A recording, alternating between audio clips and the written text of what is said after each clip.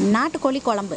சீரகம், சோம்பு, மல்லி, மிளகு, பட்டை எல்லாத்தையும் எடுத்து வறுத்து அரைச்சி வச்சுக்கோங்க.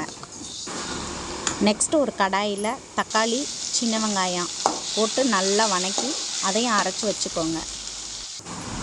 அரைச்சதோட என்ன பண்ணுறீங்கன்னா, மஞ்சத்தூள் கொஞ்சம், சில்லி பவுட்ரு கொஞ்சம் சேர்த்து அதையும் ஒரு ரவுண்டு சுற்ற விட்டு எடுத்து வச்சுக்கோங்க.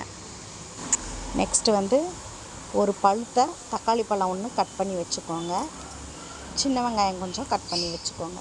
அடுத்து கடாயை நல்லா காய விட்டு ஆயில் கொஞ்சம், நல்லெண்ணெய் கொஞ்சம் சேர்த்துக்கோங்க. அது கூட பட்டை, கிராம்பு எல்லாம் கொஞ்சம் சேர்த்துக்கோங்க.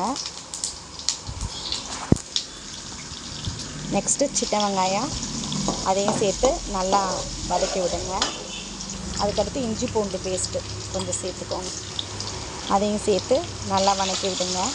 அது கூடவே நறுக்கி வச்சுருக்க தக்காளியும் அது கூட ஆட் பண்ணிக்கோங்க.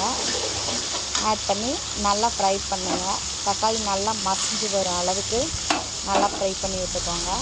அது கூட கொஞ்சம் சால்ட்டு சேர்த்துக்கோங்க தக்காளி வதங்குறதுக்கு.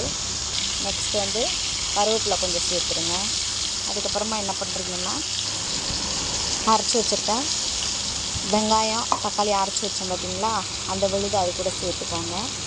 நெக்ஸ்ட்டு மசாலாவை, அரைச்சி வச்ச மசாலாவையும் அது கூட ஆட் பண்ணி நல்லா எண்ணெயிலே வதங்கு வர நல்லா இந்த மாதிரி பதத்துக்கு நல்லா கிளறி எடுத்துக்கோங்க. அதுக்கப்புறமா கழுவி வச்ச நாட்டுக்கோழி சிக்கனை அது கூட ஆட் பண்ணிடுங்க.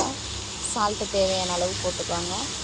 போட்டுட்டு உங்களுக்கு எந்த அளவு தண்ணி வேணுமோ அந்த அளவு ஆட் பண்ணி நல்லா மூடி போட்டு ஒரு 20 மினிட்ஸ் கொதிக்க வச்சு இறக்குனா கம்ம கம்மன்னு நாட்டுக்கோழி சிக்கன் குழம்பு ரெடி ஆயிடுச்சு.